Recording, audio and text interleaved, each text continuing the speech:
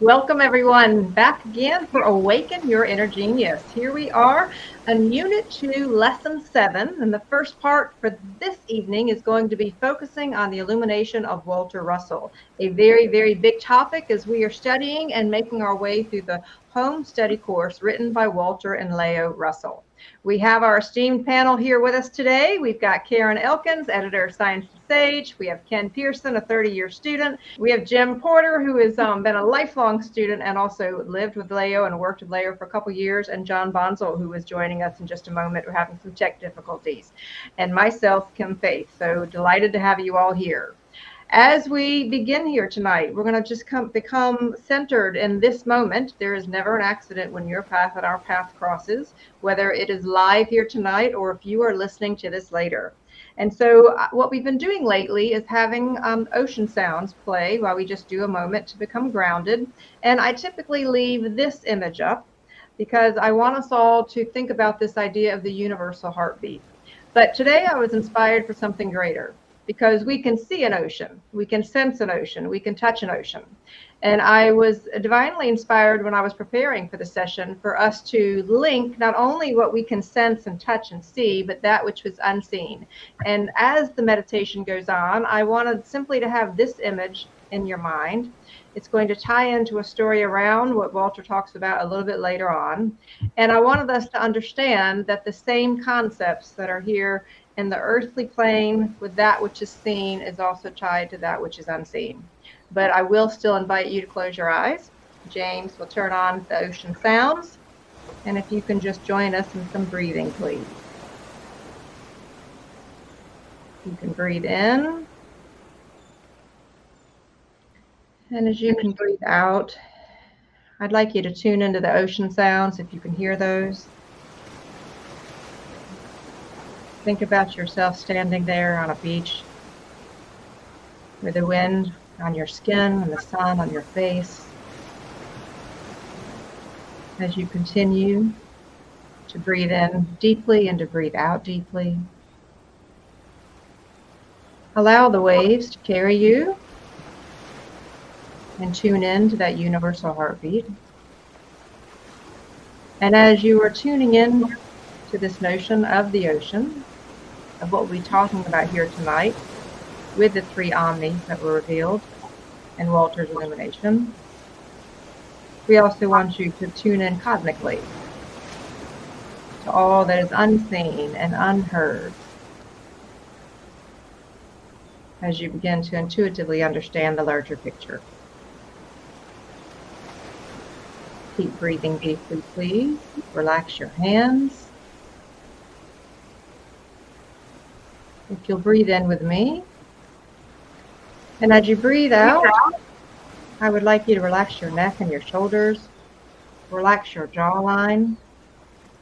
Give yourself the gift of this time, of where we're going to discuss and intuit and hear and have it just simply go deep inside as we have the lesson here this evening, have a conversation here together.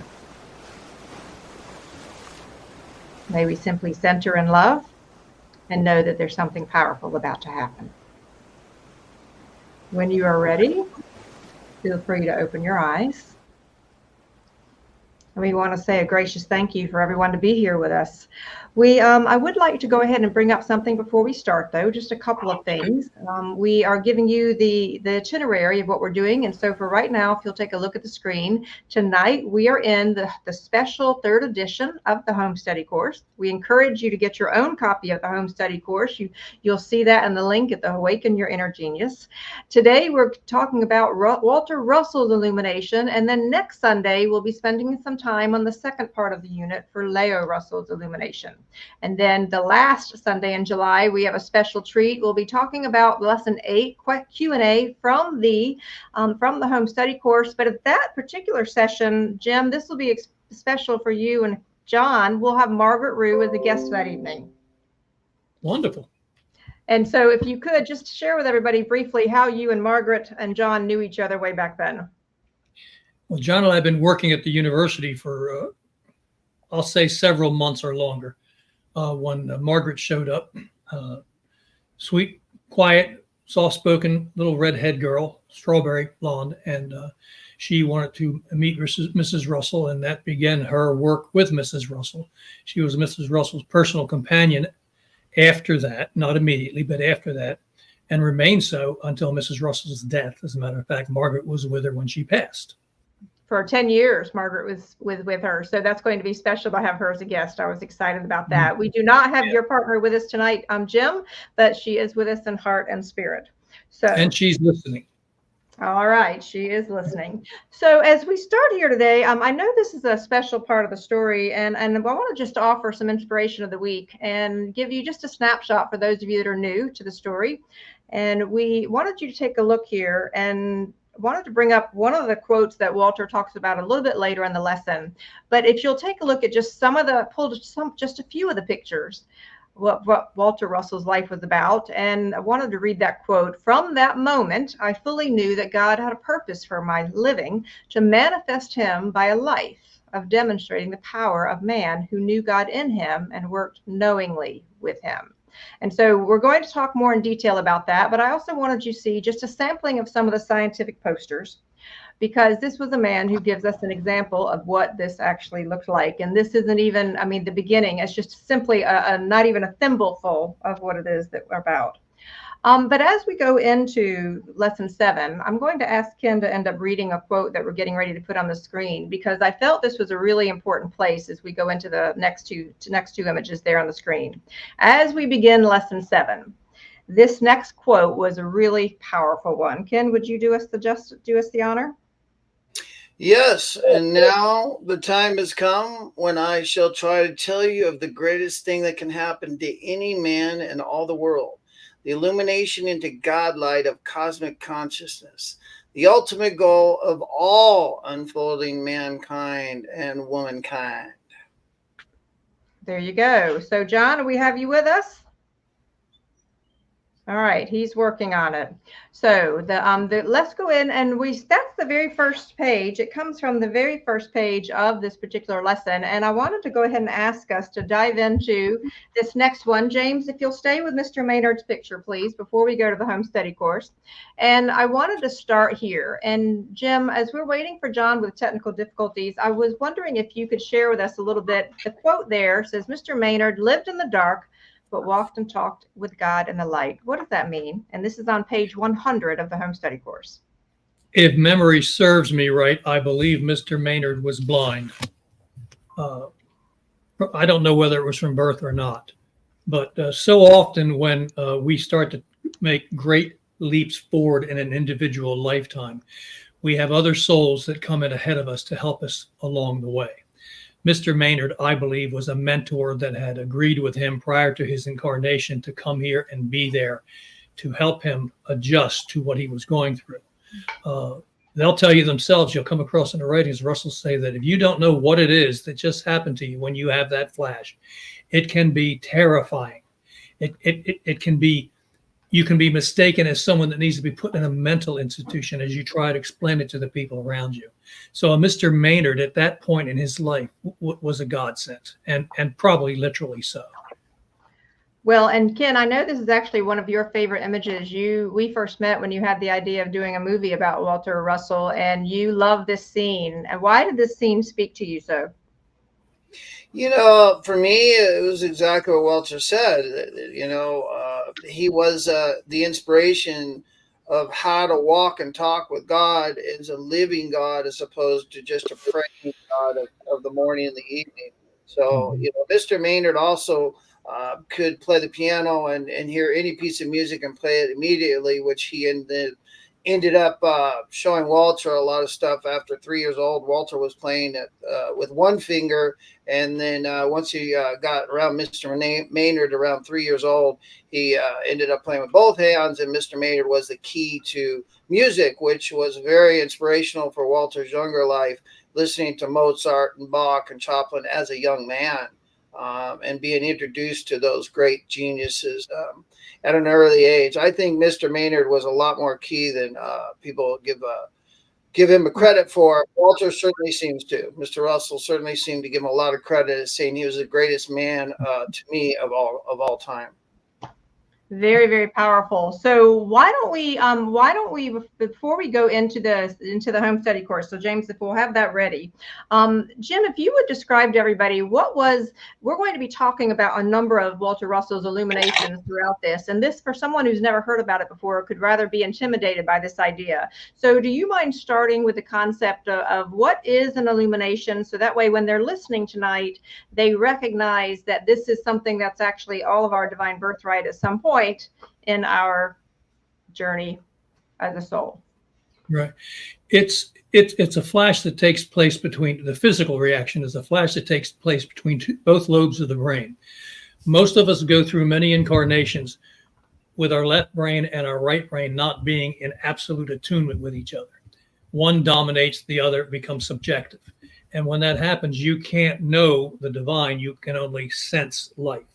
You're limited to knowing. But as you approach the first stage from pagan man, the next stage would be genius. As you move into the stage of genius, you begin to develop your ability to get both lobes of the frontal brain to coexist, even if it's just for moments and passing. And you begin to hear the voice of God knowingly from within. And you're inspired by that voice. You have to do something. That's what makes a genius a genius. They have to give what they know to humanity, and they rarely, unless they're a writer, can give it, or a poet can give it to humanity in words. So they give it to them in acts and inventions and things of that nature by doing what we would call superhuman things.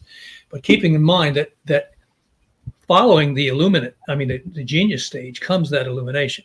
And that's when you're both inner lobes of the brain literally unite as one, voiding each other out. That causes a short circuit in the brain, and you go out of body and become universal you. And I haven't experienced that, but I have been out of body in a near-death situation at one with the universal one. So in that sense, I have an inkling of what they must go through with that. But it is fair and right to say that what Lao and Doctor gave this course and these studies for us to point out that this is the path for all of us. Yes. Everyone. Yes. You look, if you drive down the street and see somebody you don't think is worth, rolling down your window and giving them the time of day, that person is on their road to illumination, and in some cases might be further along than you are. All right, that's a great way to think about that, John. So, Jim, too many J's. I have all these J's here on this session. I feel like my grandmother who goes through the whole list of names people. So, Karen, you have a gift for us at the end of the program before we go into Q&A, as you've done the visual. So I just wanted to ask you just a moment for you personally, before we get into any of the deepness of what happens here with the illumination, how were you inspired as you studied this particular lesson of the home study course? In working on the video part that I was working on, there's certain aspects that were made more interesting, because you and I are speaking on the holographic nature of the universe, and the pendulum that swings, when I was looking at it, created a triangle, which created the prism of light. So Walter Russell, we're always talking about light, that we're a light being. And so it's always the swing of the pendulum. It's always light. It's always going from life to death, to male to female, to yin and yang. And so it was just interesting that when those sync up, I think about, Jim, when you were talking, what came to my mind was the chakras. And when all of those, when he goes talking about going through some of his illuminations, is going through all of these different layers of light. So it's almost as though your whole body sparks up, and then at the crown, you actually become illuminated. And for some people who have that, they call it the Kundalini awakening, and it's intense for some people. So, and most people can't relate to it. So that's what comes to my mind, Kimberly. All right, so you were inspired as you were doing all of this work, because I watched as you were inspired this week. And so, Ken, I wanted to ask you to take us over here to page 101. You had a few things that we'll pull that up on the screen, but you had a few things you wanted to bring up here on page 101, because this is a rather huge story. Well, we just talked about Mr. Maynard, and so I'd go to the second paragraph on 100. 101, I'm sorry, you said 101. 101. The first paragraph there was... we can bring up that. I remember as though it was about a minute ago, the effect of that tremendous transition. And this is where it's not about the brain as the consciousness to me. Tremendous transition into another world so utterly unlike the one in which my body dwelled and breathed in and out so strangely and unnecessarily. When I began to realize the world of many things, I felt myself to be that world of many things, all one, and I, the universe, the tree, the sky, a little ant at my thumb, and the great oak above me. An indescribable ecstasy pervaded me like an unborn vibration of the great silence from the vibrations of sound rhythms will be born, an ecstasy which I was to know again and again for 10,000 times, 10,000 times when I walked and talked with God in my world all through my long, long life of working only with him from that very day. So to me, this is all about, in that context, I had this sort of illumination when I read The Man Who Tapped the Secrets of the Universe after about 6 weeks, and I experienced exactly what he's talking about here, 10,000 times 10,000 lifetimes. What I saw was what I thought was every human being's face on the planet in a timeless moment. And then the eyes and within the eyes of each human being was that centering light, was that God light. After my experience for 30 days, I could see that God light in every human being that I came across for 30 days. And it ended after 30 days. But the oneness of everything and realizing that, again, I come back to saying, if you just think about even what you're doing right now, how you fit, if you look around the room that you're in and your environment you're in, how does all that fit into your eyeball? We never think about that. If it wasn't light, it wouldn't fit. If it was actually, so there's no reality in matter. Therefore, the left and the right brain are nothing but recording mechanisms. And the seat of consciousness is that what divides the left from the right is where that seat of consciousness lies.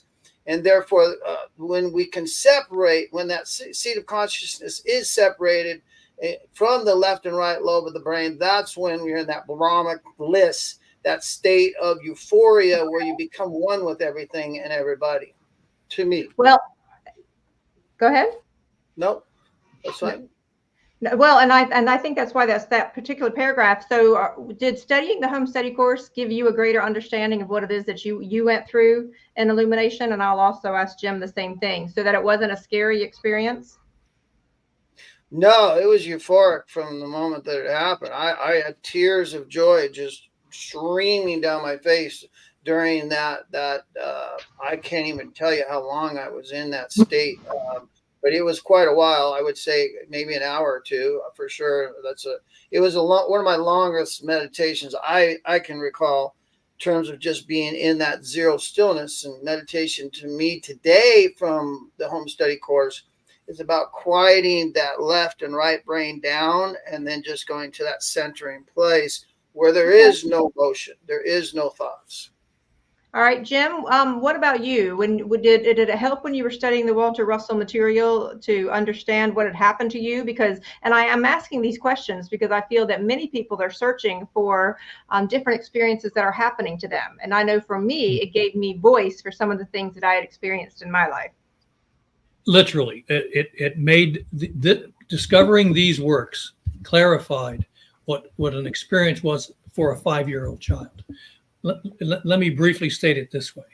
When I was born into the world, I was in communion with some presence all my childhood until the age of 4.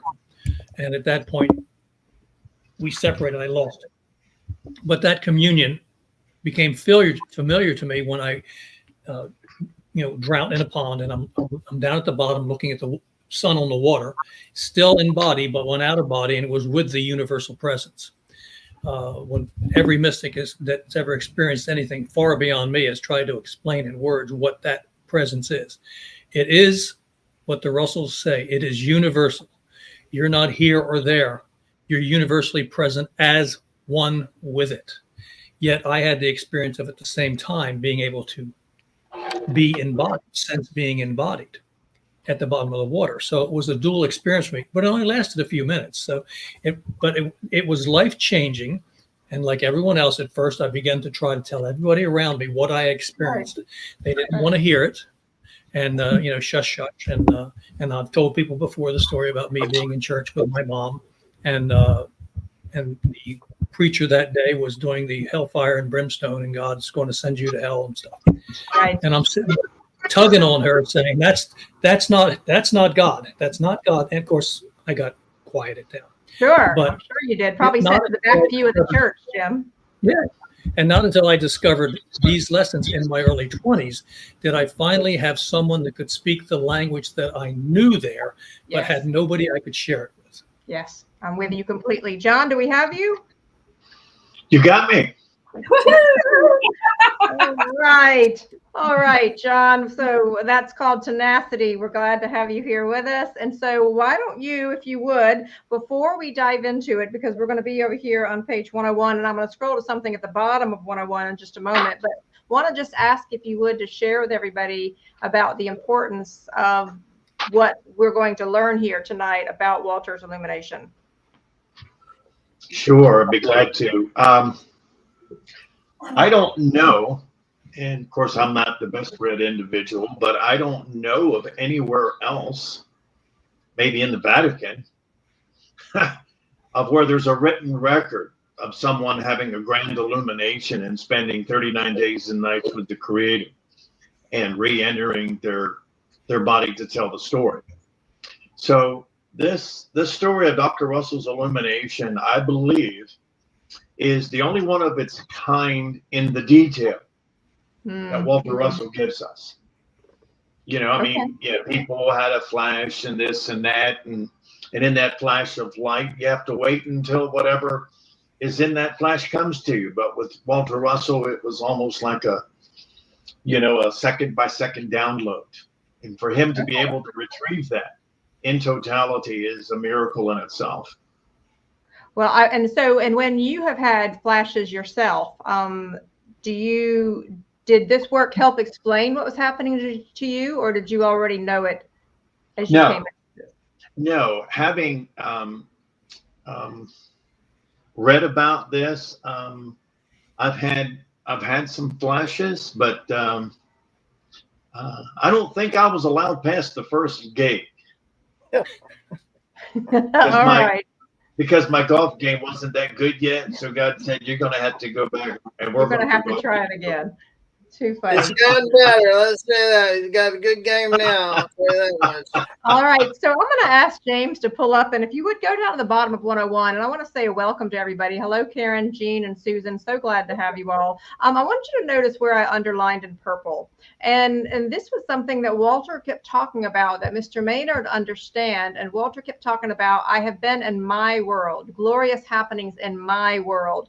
And he capitalizes my and world multiple times when he talks about this world that he was in as a child, that he said to other people were not. And I wanted to make sure I brought that up to everybody and not to blow past that, because the capitalization of words and phrases seem to have great importance. Is that fair, Jim? That is very fair. And so if you scroll down to the top of page 102, James, this is where we were talking about Mr. Maynard earlier, and in the yellow brackets there, it says, "My blind maestro," you were right, Jim, "was the only friend of my early days who dwelt with me in my world and I in his." And so that's incredibly powerful. And so, John, if I could, as we scroll down to that next paragraph, we're not going to read everything in this, but I do want to bring up the fact that Walter Russell experienced some kind of a mini illumination every 7 years. Could you give the audience a snapshot of that, please? Yes, and what's interesting is that they all occurred on his birthday, which is pretty amazing. And so every 7 years, the Creator gave Dr. Russell a little more knowledge each time, kind of building him up. And then May 19th, 1921, the grand illumination took place and lasted 39 days and nights. And so, we don't know how the Creator works, but we've often joked as a group that there's my time, your time, and then there's God's timing. And we just don't know when that's going to be. But obviously, it was Walter's time. But the story gets even better. But Yeah, so it was kind of a build up and a preparation for the big one, I think, and preparing his body to receive that intensity as well. Yes. Yes, and that's what we're working towards. And I'm going to ask Ken to comment. So when we go here to the bottom of page 102, Ken, I wanted to read this and I have you comment because you related to this part of the story. I'm going to go down to the paragraph that said, I had long since been, okay, so right there, I had long since been taken out of school and put to work. God would not let me read books. He became my teacher and closed the books which I would open. Things said in them were so unlike the nature of things in my world, all caps again, that he guarded me against their intrusion to blur the clarity of things I visioned in the light. And so, Ken, I just wanted to ask you to comment because you have said before that you almost think that's a bit of a blessing that when people don't have that exposure to all the books and the schooling and some of the way that we're programmed here in this reality. Yeah, kind of a blessing and a curse, if you will. If until you have the kind of insight, intersensory perception, which you're going to hear Mr. Russell talk about, his intersensory perception, his ability had already started at 7. So, as we move forward in that, but, in terms of that, when I grew up, I have a 7th grade education. I thought I was at a disadvantage for a long time in life until I did get to this message, quite frankly. And then I realized it was a blessing and that God had been preparing me as a messenger to carry a message to many, many people for many years, which just unfolded in my life. It was not something I thought out. And, I lectured for quite a period of time in front of a lot of people and was followed and still followed and followed by a lot of people as a gift. It was certainly not me. And it was because of that lack of education that I was able to read this knowledge and truly absorb it. But it also taught me how to read. When you read like any one of the Russell's books, it will teach you how to read. If you read the Divine Iliad, you can go from that right to Shakespeare, quite frankly, because it's that kind of vocabulary. It may seem difficult, and that's why we keep saying to everybody, don't let the science distract you. I know a lot of people might get a little feel like, oh, science. You're thinking academic science. This is natural law of science, and natural law means nature. So when you can relate it to nature, that's very powerful. Something, for instance, that came to me years ago was, the reality is that we mostly only see half the world. If you think about it, like a tree, for instance, right? I always looked at trees and I thought they were gorgeous and beautiful and could relate to them, but I never realized that below the ground was a tree equal and proportionate to the tree above the ground. That came from the home study course of see the whole tree. Don't see half the tree. We only see half the world and try and see the whole world. So this was relating to that, academic education can definitely get in the way. There's no question about it. And that's why I wanted to bring that up, because I've heard you speak about that before. And so anyone who's listening to this, we are in a world that teaches us that you are not smart unless you follow through the academic. I know I went through that as well, being that I did not have a master's and a PhD. I've learned that really the more educated you are, the more out of touch many are in connection to their divinity. So I'm not saying that's everybody, but I am saying that our education of what's important is something greater here. And that's what I just wanted to make sure that we landed, because I think that's something that Walter Russell does really well here. So Jim, if you would take us to page 103, and if you can either read what's on 103 or you can just bring up here when we're talking about what happened in his 14th year. Would you like me to read a little bit of it, or would you like to? What's your preference, Jim? I can read it. All right. Scroll down a little bit, James, please, because this is Then now his second illumination. Then in my 14th year came the second great illumination at a time when my body had been declared dead by the doctors and undertakers were arriving. Black diphtheria. Let me stop a moment and point out here, this is in 1876 or 77. So for the undertakers to show up at a rural home took some time. So we're going to assume that he was gone for a while. Black diphtheria had seemingly destroyed my throat and shut off my breathing. Then again came the great light, which had come to me in my first illumining, and I arose from the bed to the great amazement of my weeping parents and to the doctors, who found that my throat functioned as properly as though it were perfectly healed. Now I'm going to stop here for a second, because this is something that has intrigued me forever. Because I had a short near death, I'm a big fan and reader of short near death experiences. But what happened here was not a near death experience. And it's my opinion that what happened here was a resurrection, because I've read hundreds of near death experiences. And if the person comes back into the body after being going for a period of time, whatever injuries or illness was in that body is in it when they return to it, and they have to go through the healing process. Dr. Russell awoke fully healed. Black diphtheria literally eats your throat and lungs out. So for him to arise not only from being declared dead, but to arise perfectly healed, to me, that's more on the level of Nazareth. Not Nazareth. Lazarus. Lazarus. Thank you, Lazarus. Because he was devastated and had been in the grave for 3 days. And when he arose, he was fully functional and healed. So that's why I refer to that as a resurrection, not a near-death experience. Can I ask you a question, Jim, on that note real quick, if you don't mind? I understood he regressed once his parents didn't believe that he could be alive, and the doctor, that he started regressing a little bit. I'd never heard that, but it didn't relate to me that he regressed. Maybe it was John who told me that. I don't recall reading that. That'd be interesting to read. But as you move back into body, I'm sorry. Go ahead.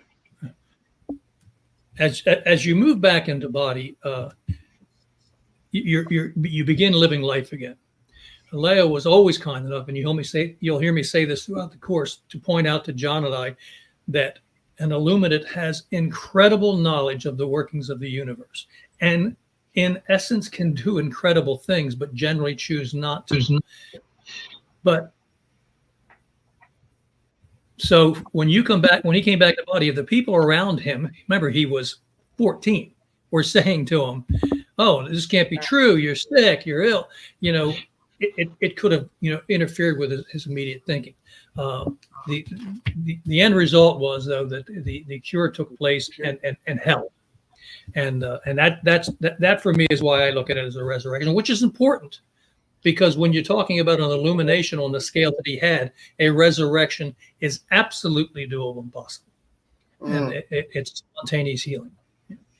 Well, but I think it's what's important is for everybody who's listening to this to understand that there are lots of people that are not going to understand if you have inspiration like that, if you have a flash of illumination. We're moving towards the point where Walter had a 39-day illumination, so this is pretty extreme. But everybody, I think it's important for us to recognize, and could John, I'm going to ask you to give some insight to people as they begin to have any kind of flashes of inspiration, illumination on their own. How do they handle when others around them don't understand it? And then we'll be taking our first break after you answer that one. John, can you hear us? Okay, John, obviously we lost John. So Ken, if you could just quickly comment on that. What do we say to people who have a flash of inspiration, perhaps like you did, illumination, and people around you have no ability to understand what's even happened with you? I think there's some people that can grasp it and relate to it. And then I think there are certain people that just feel overwhelmed, but there's that non-communication, verbal communication that goes on to me in that kind of state. I would love to imagine, and I would love to look in Walter's eyes, because I would bank to see that, as Glenn Clark wrote, there was a look in his eyes of a mystic, of somebody very special and of deep, deep purpose, and that radiated. And I think that's the same thing with what you're talking about now. I saw people freak out. I did see people, when I was in that state, literally get uncomfortable around me, because of the way I was able to, I just felt like I was looking in their eyes, and I could see that God light, and some people got very uncomfortable with it, and others really embraced it. So, Karen, I know that part of our passion for why we're doing this particular broadcast of Awaken Your Inner Genius is to help people help demystify some of this and have people begin to be open up to more of these kinds of things. Any final thought before we take our first break about not being fearful of this kind of inspiration? The thing that comes to me for a lot of people, having done so many different issues of the magazine, many people who take plant medicines around the world have an illumination based on seeing life as fractals and everything is light. And so when you are able to sort of transcend and cross over in certain ways, or some people do mushrooms. I've never done any of them, but that's okay. I mean, a lot of people tell me they see the fractal nature, which is just light. When you look at Walter Russell's work, it has to do with the prism, and it has to do the unfolding of light coming through and how it circulates and creates reality. So when you actually enter the science and the natural sciences, which I love about Walter Russell's work, my question as a kid is, how does God create? And he drove me here to show me. And this is for me and a very powerful lesson and learning. So, and every time I step in every week, it's like the little more ahas add in. So I'm always very appreciative of that. So okay. Well, believe it or not, it's already time for our first break. So what we've been doing with these broadcasts, because we do 90 minutes of a program, then we will show Karen's visual journey that she gifts to us. And then we come back for Q&A. So be right back. This is a big concept. So I'm going to be moving ahead to page 105 when we come back. But let's go ahead and take our first 3-minute break. Use it as a bio break, stand up, get some oxygen, or simply meditate to the music. We'll see you in 3.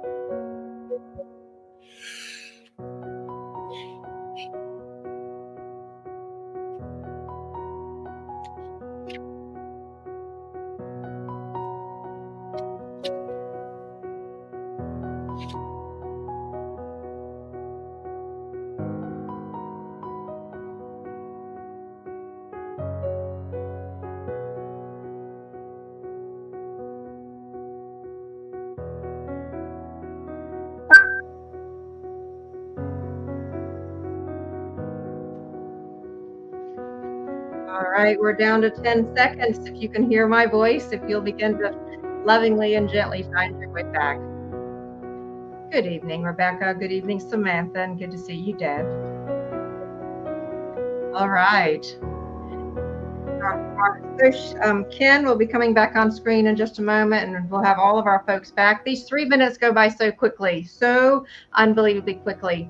And so I wanted to come on for just a moment as we continue this, and it was a big challenge. I'm gonna mention this to you when the quote goes away here, that this was a bit intimidating. I've been trying to help facilitate this group, and we spend a great deal of time each week going through, highlighting things. And I want to mention to everybody that there is so much to cover in this lesson. Would you all agree? Yeah. Okay, so I want to be really clear, and it was really a struggle. James, if we'll go ahead and bring John off screen, please. Thank you. It was really a struggle as we were planning what we should do for this. And so please know that, and have faith, pun intended, that you will take away exactly what you need to take away for your soul's journey at this moment.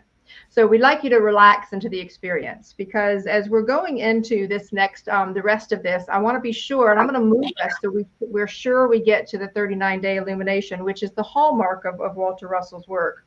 But I do want to just point out the top of page 105, and I'm going to read this briefly to you. And he started to talk about, after at the end of our session, we'll talk a little bit more about the divine Iliad. But I want to go to this brackets here when it's saying, he was speaking about some of what he revealed in what was revealed to him in his illumination. And he said, a simple example of the normal action of this principle is the inbreathing of oxygen, which multiplies life, and its reversal to death-giving carbon dioxide when one breathes out. And he goes on to talk about how this was actually explained and amplified in his 1921 illumination. And so, Karen, I wanted to ask you to just briefly comment, because the science behind what was revealed in his illumination is part of what inspired you, and you talked about this in-breath and the out-breath. It was interesting, because when I looked at the fulcrum and the pyramid, and it swings back and forth, then you realize there's life and there's death. And there's in and there's out, and there's the breath and there's the breath. But what gives us life is actually the spirit, the oxygen, which we get when we come to. And so it was interesting just to see the spectrum. And when you see the video thing that I did, you'll actually understand it much more deeply, because I actually make it move. So it was, yeah, and it's a prism, so it's all those things. So thank you. Okay, so part of why we start with this, with the meditation, as brief as it is, and have you go back to the breath, is if you can go back to the breath and understand that the in-breath and the out-breath really is an example. And John, I'm going to ask you to comment on that before I go over here to page 106. The in-breath and the out-breath really is an example of what the Creator's process is about, is it not? Yes, it's the universal heartbeat. Compression, expansion. That's it. And then everything after that are complexities and multiplications and so on. So we keep it simple, right? So if someone can understand a heartbeat, and if someone can understand a breath, then they made it.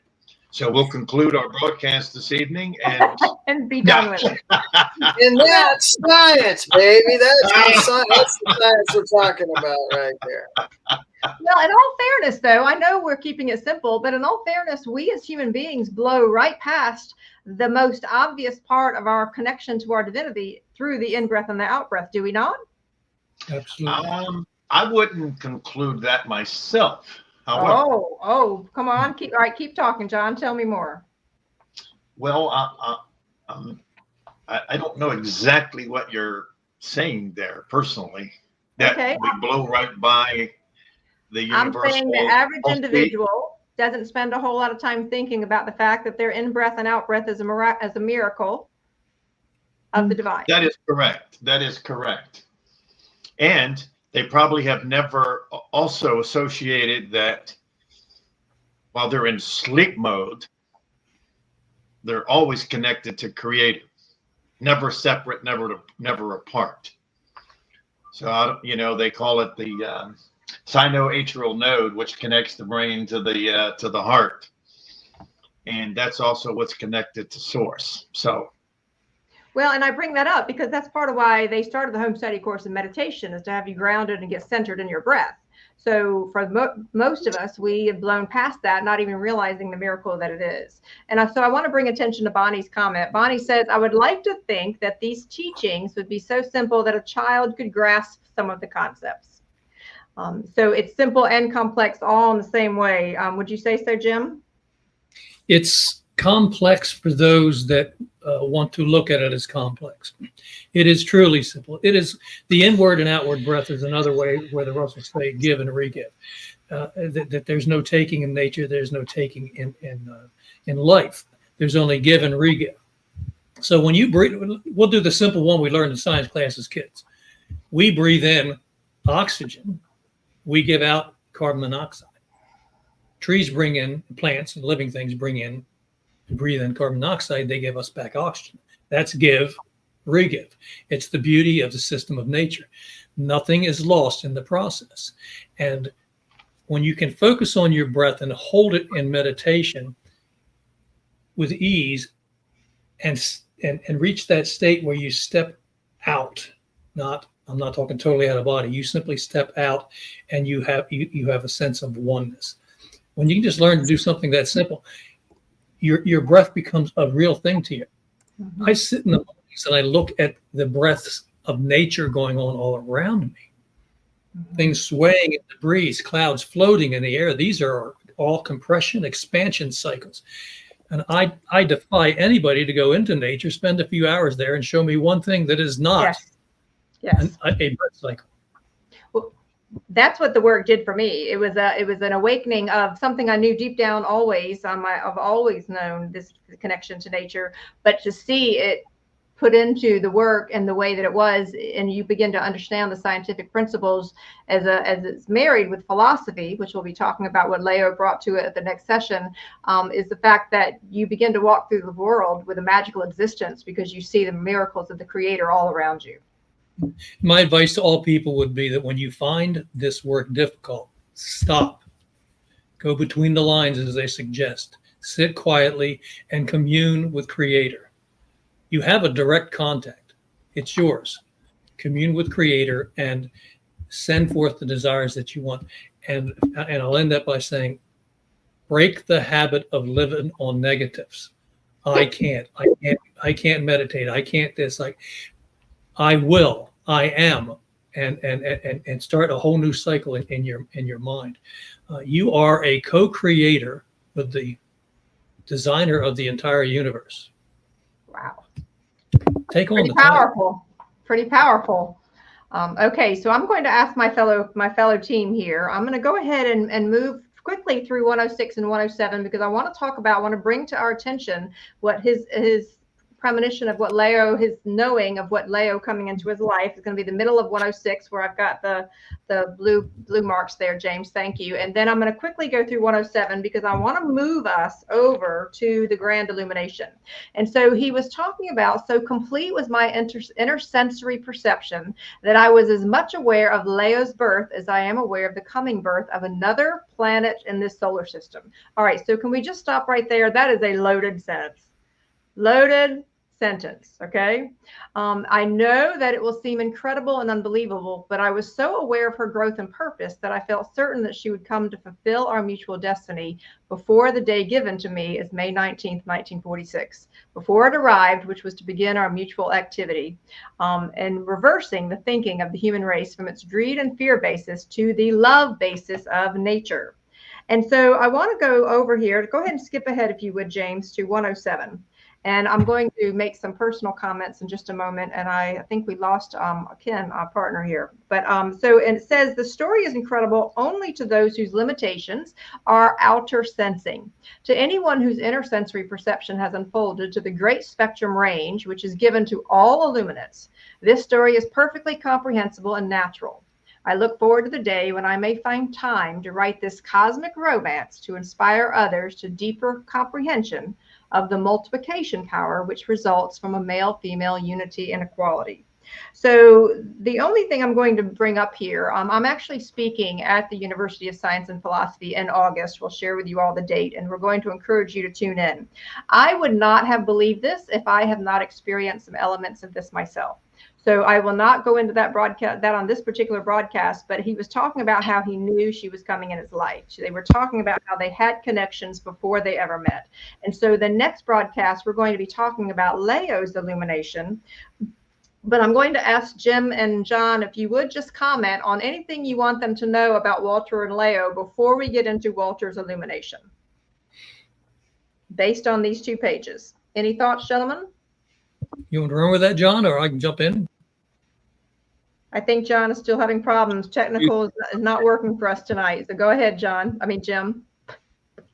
Having had the privilege of living and working with her and seeing her almost on a daily basis, it was fascinating because whenever his name would be mentioned in word and sentence and reading, she would light up. She would just light up. And you're talking about a light being to start with. And she would just glow with the unbelievable love she had for this wonderful, soulmate of hers.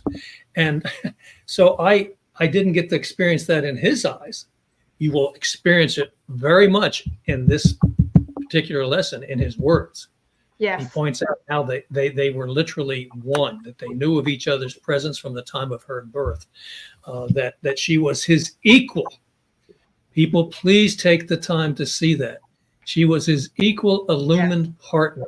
Yes. And together they accomplished far more with this message than either one of them would have accomplished alone. That's why God gave them to us in the manner that he did. So I can't give it enough praise. I wanted to bring that up too, because they talk about how when they actually talked on the phone in March of 1946, he immediately recognized her voice and her presence.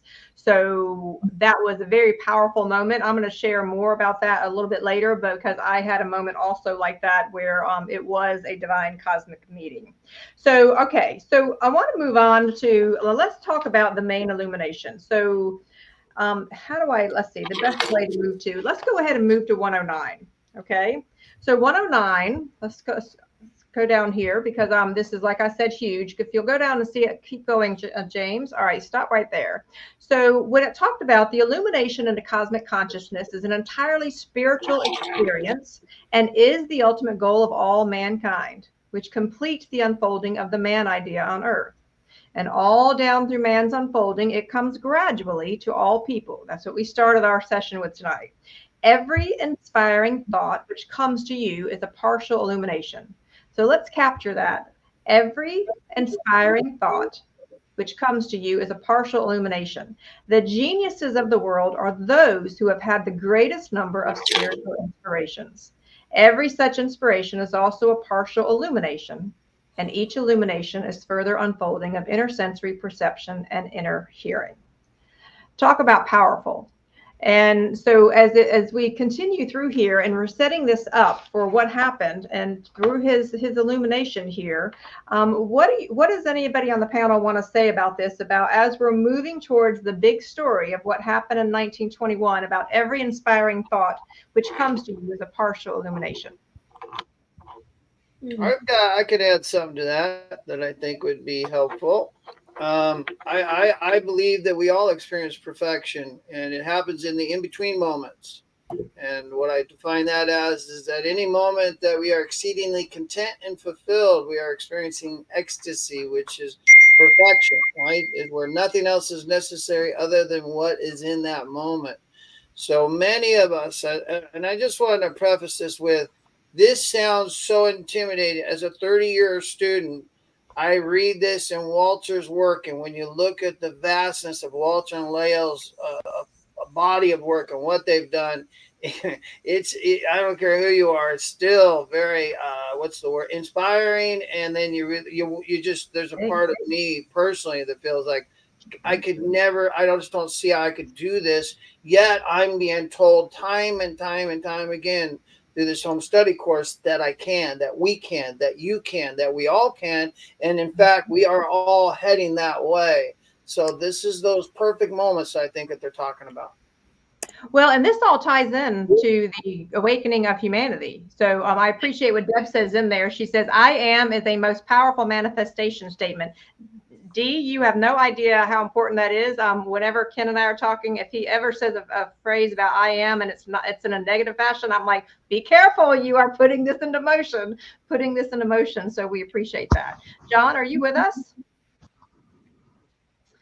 Okay, so we had a plan tonight. We had a plan on a couple of things. So John was actually going to be dressed up as Walter and come on here and actually reveal the illumination that starts here on page 1012. Well, he couldn't get all the goatee and the things to work with him. So now we're having technical issues. So here's what we're going to do. Jim, I'm going to ask you if you'll just read that first sentence on the first paragraph on page 112. I'll have James bring it up because this is where we're entering in. I want to go into the scene now. We're moving forward to 1921. Okay, 1921, and this is where we're starting to move into that whole illumination. And so what happened, Jim, over there on page 112? My personal reaction to this great happening left me wholly mind with but slight awareness of my electric body. During practically all of the time, I felt that my body was not a part of me, but attached to my consciousness by electric flux threads of light. All right, let me stop there. Let me stop there, Sure. Jim, because I think that electric flux, for anybody who's a student who has your home study course, we really want you to star that. I'm going to ask James to bring up the God is Light poster. This electric flux threads of light is something I've seen for my entire life. I've seen it between people, and this is part of what stopped me in my tracks when I came into the Russell Museum. And so if James will pull up that particular poster, it's the black poster with the black boxes. And the reason I'm stopping you there, Jim, because I don't want to blow past this, but attached to my consciousness by electric flux threads of light, I've actually seen those.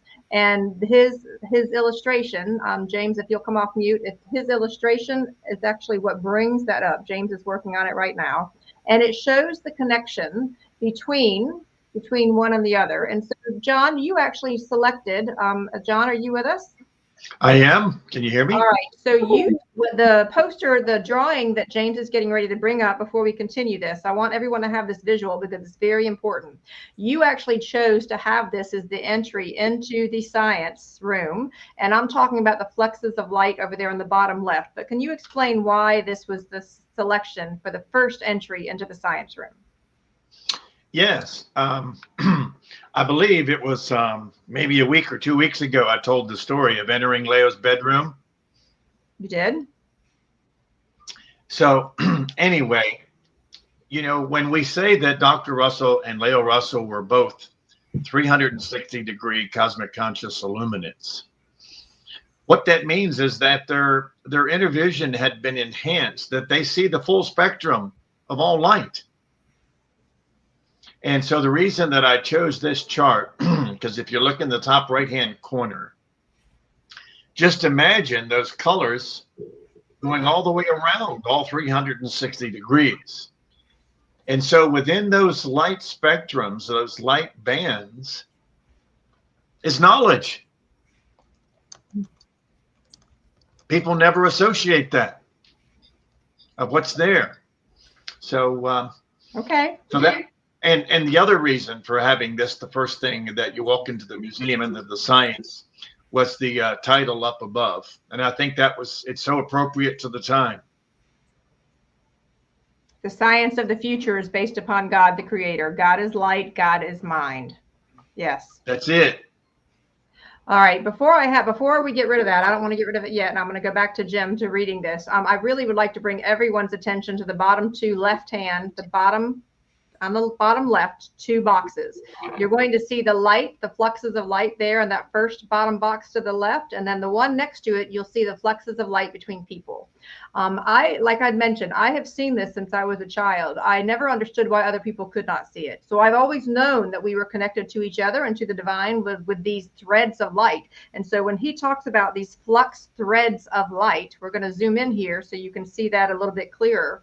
I really wanted to hone in. You can order this at philosophy.org, the regular website, but zoom in just a little bit more, James, because to me, that bottom left-hand corner was when I knew I had walked into something that was so incredibly special that I had seen nowhere else. And I have traveled all over the world. And Karen, I know you've also had a lot of exposure to different belief systems, and you understand the way people talk about these things as well, correct? Yeah, and when you look at the one, especially on the left, it is the weaving. It is those dendrites. Not even as it's electric body. It is the universe. It is the universe that lives within, even inside your own head with the dendrites. So it's the flux patterns that actually connect, that pulse and bring light and life. So and zoom in a little bit more, James, because I want you all to notice how this was very purposeful on Walter Russell's drawing here, because on that far left, right there, notice how the lines on the left are not completely solid. Do you all notice that? I've studied this intensely, and the lines are not completely solid. They're almost light lines. Do you see what I'm talking about? Because fluxes of thread are not exactly solid. Whereas if you go to the right, you begin to see a little bit more of this solid part of it. So what I want to encourage everyone is, through this home study course and anything you see that comes from the Russell work, there is so much depth in everything. Is that a fair way to say it, Jim? Sure. You know, I want to add to that there, Miss Kimberly, real quick. On the right there is a representation, is everything is becoming every other, trying to become every other thing, not just human beings. That's a flux connecting everything to every other thing. So that's what John Bonzo talks about when he's talking about everything is trying to become every other thing. And that's a beautiful image. Also, I wanted to say on the left there, is that not that Mandela? What's that, a symbol? That flower of life. What's the flower, Karen? The flower of life. She's right. And it does weave. The flower of life is the geometric shapes that literally spin. If you look at the square, as John talks about, you've got the square, but inside, when the square spins, it becomes basically the circle. And all of these points of light weave together, which weave our reality. So everything is part of one and whole of the same, because it's all light. It's just a different layers. Like if people look at Jerry Pollock's work with layers of light, when you turn them and move them, they become different things. They become different facets. So you can become a cat or a dog or this, that. Everything else is always moving and geometrically becoming every other thing. All right. So one little thing on the left-hand side there I wanted to say is, Walter talked about light is a corpuscle and a wave. Well, you can see the particle in the wave, and everything is rearranging and arranging. It's forever, ever, ever. All right, so I don't want to lose everybody. So everybody, let us know how you're doing on a scale of 1 to 10, with 1 being I'm not getting it, and 10 being I am so excited I can hardly stand it. Kim, you all must keep going for hours. I want to know where you are on a scale of 1 to 10, if you'll place it in the chat box there, because this is pretty exciting stuff when you really begin to think about this whole notion of the awakening of humanity. So Jim, I'm going to come back to you while we have everybody else commenting. If you'll keep reading of the rest of that first paragraph, and then I'm going to ask John to skip on down. I'll tell him which paragraph to read. If you'll go after the electric flux threads of light, because that's pretty big.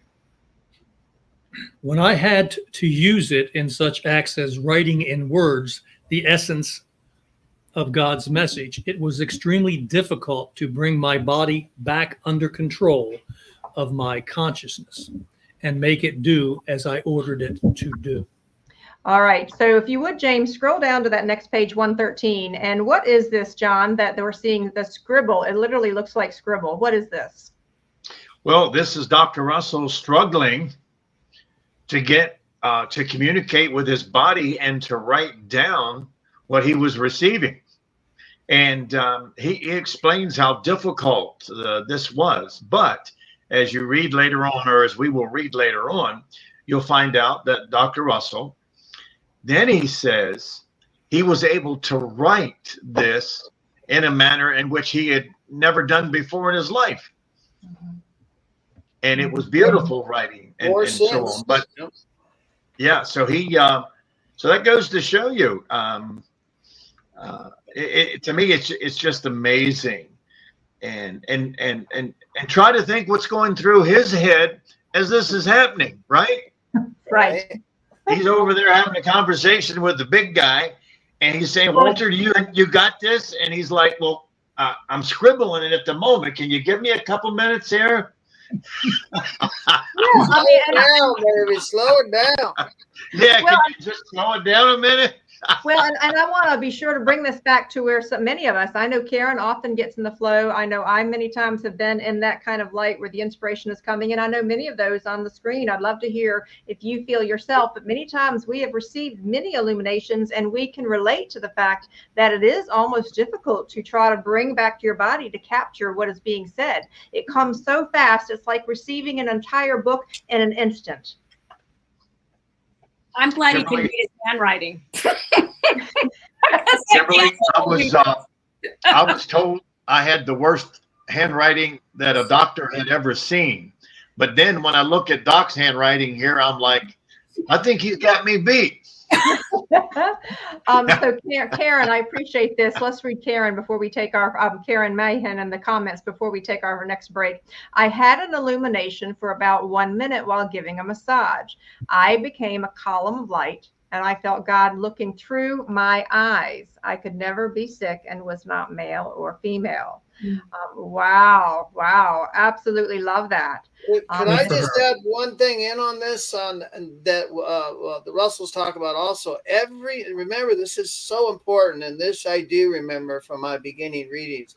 Every meditation, because meditation can be a little nebulous, and we all have certain ways to do it, but every meditation is a partial illumination. So it's not to be measured, it's not to be diagnosed, it's not to be, did I go this far, did I go that far? You can get really lost in that, but you just know, right? That's where we don't think it, we don't sense it. We know every meditation is a partial illumination. So I encourage you to try it and just remember and take that to the bank, that every time you do that, you're having a partial illumination.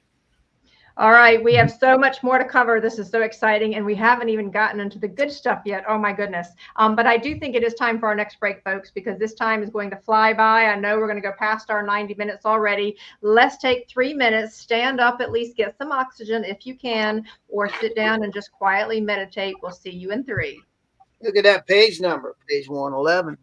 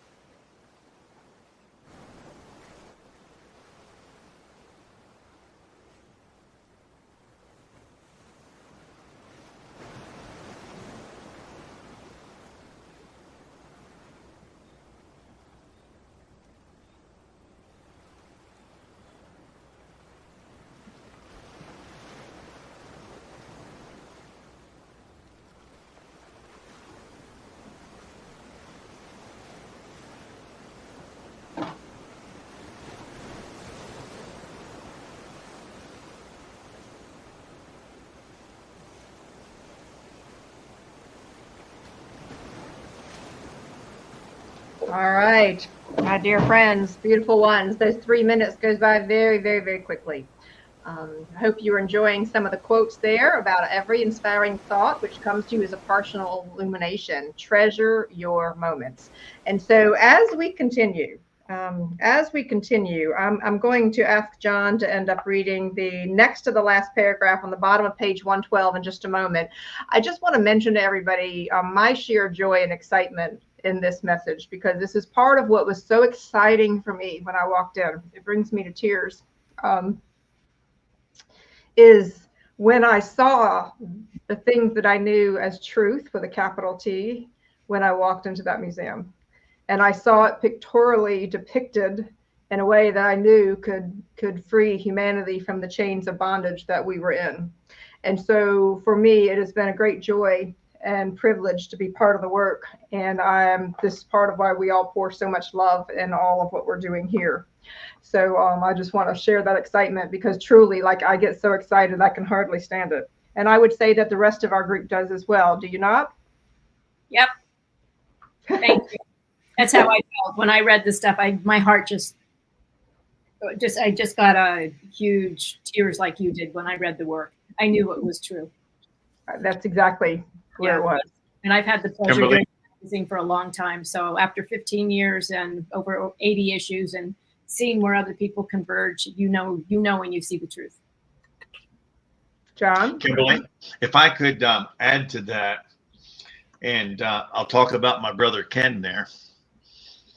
The museum in Waynesboro represents the embodiment of this message. So the home study course, the life of Walter and Lao Russell, are on full display in that museum. And it's just like Ken. At the time, he was a 28-year student. All he could do was read about it.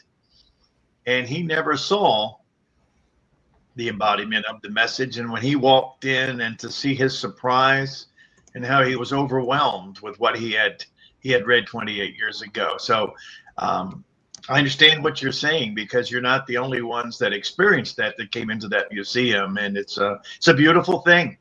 It's a beautiful thing. And so we'll continue our journey here to try to let people use their imagination what this must be.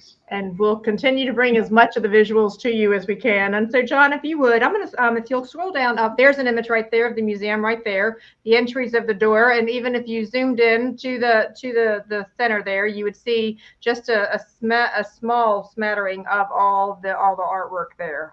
So someday we'll maybe take you on a visual tour as well. So, John, if we could, I'm going to ask James if you'll pull up on page 112. I would like you to start with a paragraph that said it was necessary to overcome this difficulty, referring to the writing. And then, yes, so right there, keep going right down a little bit more, James. It was necessary to overcome this difficulty. If you'll read those bottom two paragraphs, John. Yes. It was necessary to overcome this difficulty, for the great reason for keeping me in the light for such a long period was to write down the message of the divine Iliad, as interpreted from the rhythms of God's thinking in the aspired language of light, for the purpose of making mankind at long last know and comprehend God. Also, it was necessary for me to make hundreds of diagrams for chemical and astronomical charts, for the purpose of giving science a new cosmogony in harmony with the laws of nature, to replace the present one which does not conform with natural law. All right, so wanted to bring up that note, the idea of natural law. When I circled it in purple, I want us to all remember that the home study course is called Universal Law, Natural Science, and Living Philosophy, and it is based on a home study course on the science of man. So I want you to see this natural law and how much they give to this idea of the divinity of nature. And I loved the new cosmogony in harmony with the laws of nature.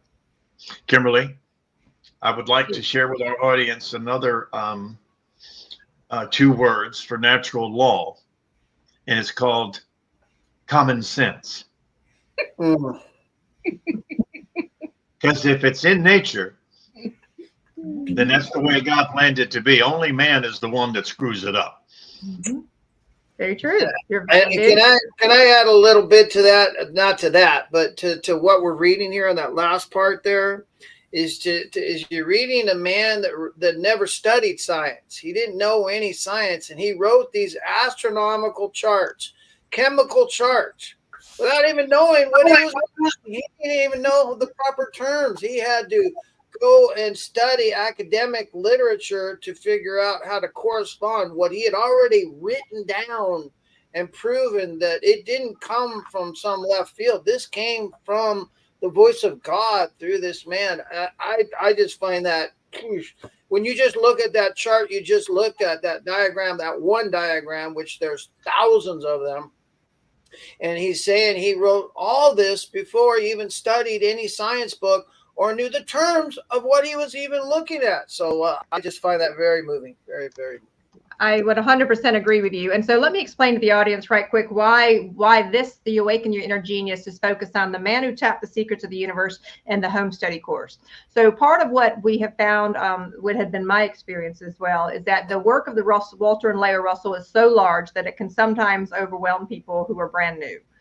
Is that a fair way to say it to some people? We have almost 200 years of students that have been studying this right here. And my vision was just to try to find an easier on-ramp to get people interested. And so we didn't start with the Divine Iliad, although all of us have our own copies of the Divine Iliad. We focused on the man who tapped to make it an easy on-ramp. That's why we created this whole Awaken Your Inner Genius. And we wanted people to get comfortable with the home study course and begin to see that passion and have that. It's not teaching, it's reminding you of what you already know deep inside. And so that was why we pulled together, and we actually have been working on this for many, many months. I mean, we started this idea back in December, and it was so please understand that we're talking about the Divine Iliad because that was the product that came from his 1921 day illumination, his initial product. Is that fair, John? Yes. Okay, so let me read this on the top of page 114. And then, Jim, I'm going to come to you to have you comment. But this is what Walter said. Over 40,000 words were thus written and hundreds of charts made with God's mind and thinking being mine, with hardly an erasure or correction. You who have read the books of beauty, love, desire, and healing and other parts of the Divine Iliad surely know that I could not alone write such rhythmic and masterly literature. Nor can any man at any time produce masterly art except while in the ecstasy of working knowingly with God. Wow. Wow. Seems like something needs to be said to that. Anybody on our panel? You know what? That's what Mozart said. He didn't make a correction. James, yes. Go ahead, Karen. No, it's how Mozart said. He said he channeled it. It came straight through. He made no corrections. It was perfect. His time out. So is he the only one who's done it? No, that's how God works when you are in the flow. Right. Well, and so let's continue. So I'll just read this part as I continue on page 114. During the entire period of severance, I could never attach my body to my mind as a part of myself, self being all capitalized.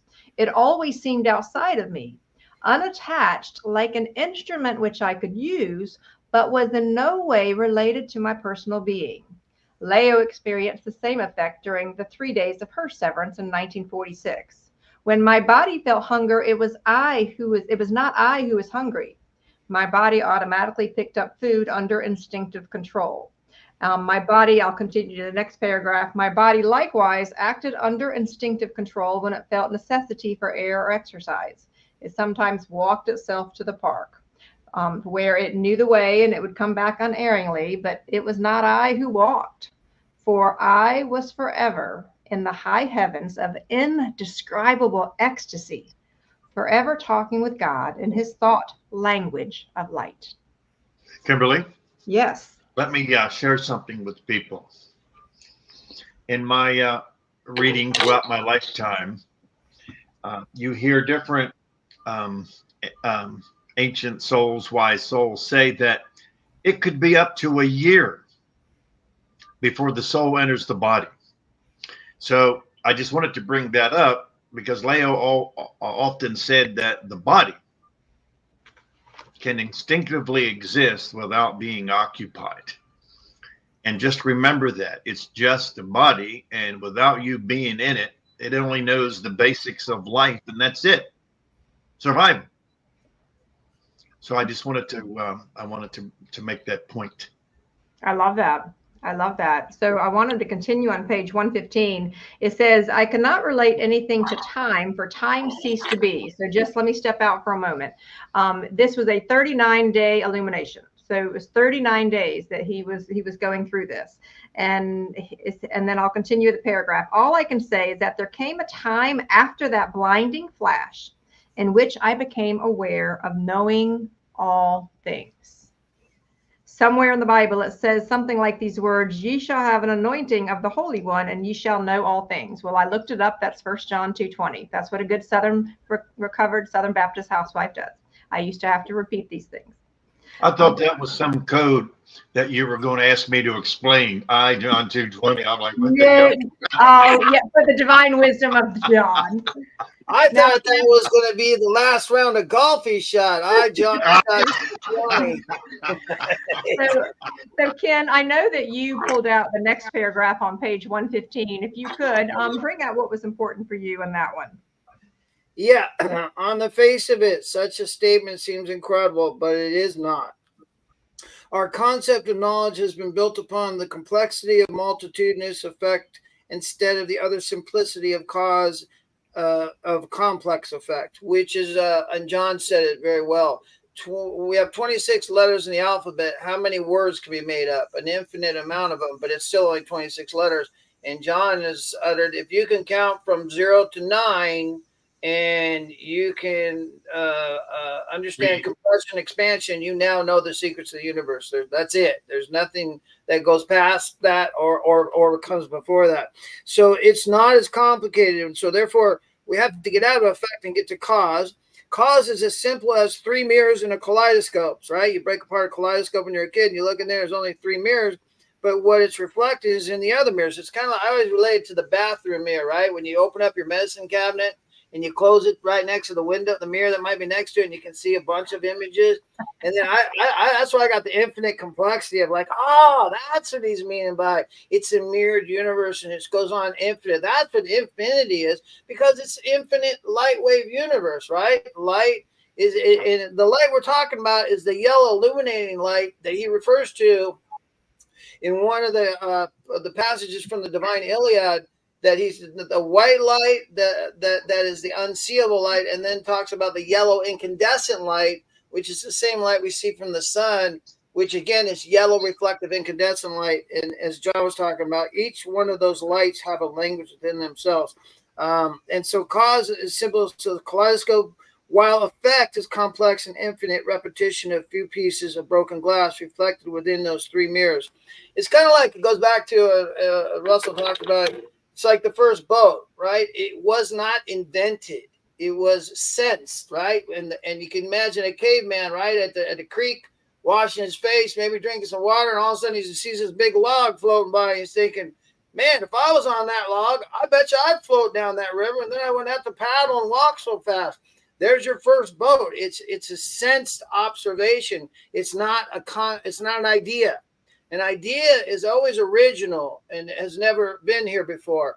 It's original from the source, and reproduced. But the reality of it is, we confuse a lot of things as knowledge, or that's a brilliant idea, when it's just a sense observation. Most people in the material world, when they look at success, they know when you say, "Oh, you're brilliant," they're not brilliant. They're just they're sense observers. To a different degree than others. That's what I would call that paragraph. A lot of wisdom to that, John, and then I would like to comment on that. I wanted to expand on something that Ken mentioned about the 2 mirrors. I'll never forget, in the business I was in, we would go into these condos and they had masterful, huge bathrooms. And we would go in, and one day, and being a Russell student, it just kind of hit home. So you look into this giant jacuzzi tub, and they had mirrors opposite each other. And I would have people lean in, and I would explain to them what they were seeing. And they were seeing what they termed the infinity effect. Now remember, all light and all motion is curved. Now the reason I'm bringing this up is I wanted people to realize that your thoughts, your thinking, they emanate from you and they will return to you. And when people know this as a fact, they will start thinking differently. Yes. Because it will come home eventually. Like I said, you know, there's your timing, my timing, and then there's God's timing. So anyway, I just wanted to say if people wanted to see that demonstrated, just look at two mirrors side by side and peek in and you'll see that infinity effect. And you see how light bends. Well, and that's what is so powerful about this work, is helping us realize that whatever it is we're sending out in the world is going to come back. And so this is not karma per se. This is the natural order of the universe, is what the science is saying. So I'm just making mention of that, John, because I know a lot of people get it confused with this notion of karma. That's not what we're talking about. We're talking about the fact that this is a scientific notion of how this world is cause and effect. And Ken, I love the way you brought some of that up. I did want to go ahead and go down a paragraph where they Walter Russell said, in one timeless flash, this is still on 115, right below where Ken was, in one timeless flash, I knew all things. All that I have ever written since then are but three-dimensional extensions into a universe of time and space. It did take time to think them into form. So just like what Dee was talking about, the books that she's working on for children, she has a flash of inspiration, of illumination, and then it takes time to turn it into a book. And he said, and write them down, but to know all things was timeless. And I wanted to go on to that next paragraph that I have. No, hon, can you finish that sentence, because it illustrates the point we were talking. Yeah, you got to finish that last sentence. That's critical. Read that. I'll finish that sentence. You can't do that. There's anarchy from the Russell audience. Got it. All of my chemical and astronomical charts were made before I knew the names of the elements or of stellar formations. See, that is huge. Huge. Okay. I thought y'all had already said that, but that's okay. I'm going to bring that up. Yes, Karen, go ahead. When you see his periodic chart, it is a wave. And what you see is the octaves build and build and build, and they compound. And so what you're seeing is the beginning of threes piled up on top of threes, piled up on top of threes. And that makes the periodic table as it scales up. The perfect model is not that one. It's called the SAM, the new model of the atom, which shows how, based on Walter Russell's work and the prisms and the threes, how it actually builds the entire spectrum. And everybody doesn't have to remember that this spectrum is light, color, sound, chemistry, and the crystalline structures are all based on the same thing. Now, I would like to bring that up for just a moment. I'm going to let everybody know we're going to go past our time already. I can tell you that. But James, bring that back up, because I want everyone to see what was taught to us in science on the left, how everything is put into boxes, okay, and that particular chart. And Jim, I'm going to ask you to comment, because I know you've said that before. And notice what Walter Russell's periodic elements are here on the right. And so just a quick comment about the difference there, because I'm going to bring it up how it ties into what I see happening in systems. Jim? Jim, you're on mute. He's sorry. Because he talks about how the chart on the left, it just wasn't finished. Right. And that was very kind of him, because he gave, for some reason, I'm blocking the guy's name. Mendeleev. What's the chart? Pardon me? Mendeleev. Yeah, got it. He gave Mendeleev full credit for what he had accomplished, because it was an inspiring thing that he manifested from source. But he only manifested to the ability he had to do so. So what Russell gave us was, I'm trying to simplify this without getting, I've mentioned it before. On this chart, the first element that shows up is hydrogen. Russell shows in the 9-octave wave that there are 21 elements preceding hydrogen that man has not yet discovered, and still hasn't, although now they're starting to look. He also made corrections and added 3 other elements to the Mendeleev chart. So what he did was he completed the Mendeleev chart and gave him full credit for it. And he also showed us that that the universal chart is wave and cube. Yes. Remember Yes. what John said, there's only two things in the universe that are perfect, the cube and the sphere. Everything else is building to and from these. So that's what he did. Mendeleev gave us the sphere. He explained the sphere. He gave us the theory that the universe was dying and winding down. Russell gave us the understanding that it's not dying and winding down. It's winding up as it winds down and winding down as it winds up. All right, so I'd like to add something because my expertise is in a discipline called systems thinking. And what I notice on the left is something that I notice a lot of people in organizations, keep in mind now, I've worked with leaders in 33 countries and 24 industries. Most people see the world in boxes and very, very linear. Step 1, step 2, step 3, step 4. The world is not linear. It is circular. It is in constant motion. It is dynamic and living and breathing consciousness at all times. And so this is part of what I think is very powerful about looking at these two on the screen here. So can I go to that next? I appreciate you all stopping me. Can I go to that next paragraph on page 115? Because I wanted to go into the definition of illumination. It says illumination into the light means just that, for it is the light of all knowing, or the light of love, which is manifested by thinking God's all knowing into complexities or patterned form. And so we're bringing this up because I personally believe in the awakening of humanity that we're going to have a lot of people that begin to have many more flashes of illumination, of understanding what is coming through. And that is what I personally came to John when those first few months when I was studying the home study course. And I was saying, John, I think this could be so powerful in helping to demystify what I think is happening and unfolding here in humanity. John, do you remember those conversations I had with you? I do. That's why we're sitting here. That's why we're sitting here. And so just because of time, I'm going to move us along to, I do want to ask Ken. Can I just say one more thing about Please. idea? All idea comes in a timeless flash.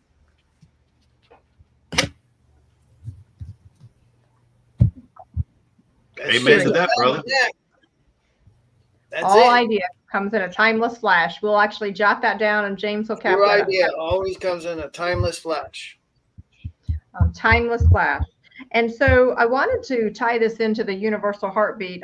Before I go there, though, I'm going to ask Ken if he'll comment just briefly because we're on time. We have time issues here. But on the top of page 116, you are in particular passionate about what Walter wrote here about that line at the top of page 116. So do you want to read the last line on 115 and go through 116 and talk a little bit about the three omnis? Sure. This is where I got my secret weapon. Okay. I instantly and timelessly, and there again, knew the still undivided divine light of God, which is the fulcrum of life and power.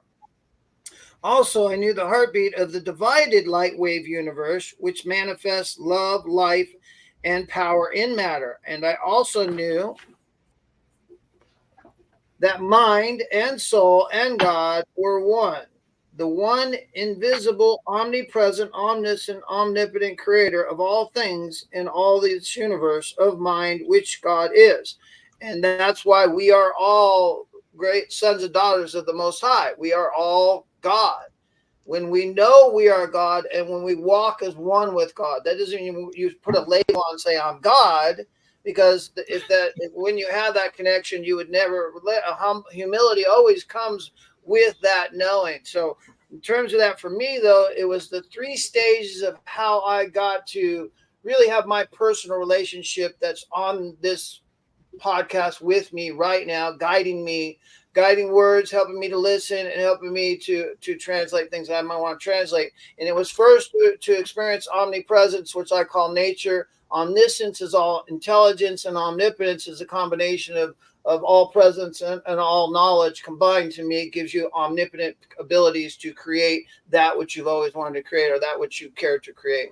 And that is an indicator of omnipotence. I believe also for me, that is how I got to have my relationship with my creator. I started in nature, and then I started after spending enough time in nature, I felt that connection. I didn't feel separate anymore.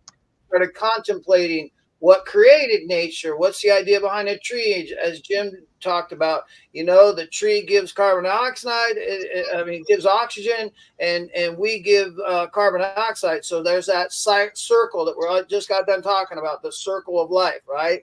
There is nothing wasted. Everything given is always re-given. Tree gives oxygen, and we give it back hydrogen, carbon dioxide. So there's always that interchange with everything in the universe that we live in. So for me, those omnis were really important in the stages of getting that personal relationship that we all must find, I believe, within ourselves, as we are indicated in the home study course teaches us. We must find God within. It's not without, it's not on a tile up on the roof. Oh, Lord, be with me now. I always look up like, what tile is God on? Because I got to get up on that roof because I want to be with God. But, and that's why this home study course always says it's within, not without. I can see what Ken was saying as he was looking up to that tile. He was like saying, God, why hast thou forsaken me? Yeah. With the donkey that I had 2 weeks ago, a week and a half ago.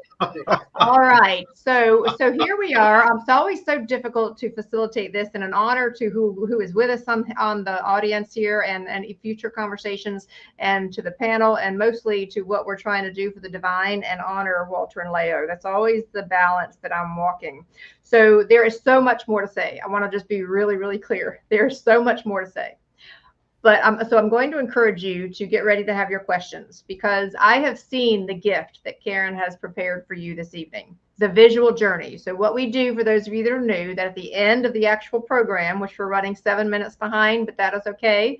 I was being told just to keep it going. You're talking to people here who could talk about these things all night long. Is that fair, my friends? Yes. We literally could talk about this for hours and hours and hours. You will just see the joy. We hope you feel that. We do. As you watch this visual journey, remember that we're going to be showing you these pieces of the visual journey all throughout the month for Unit 2.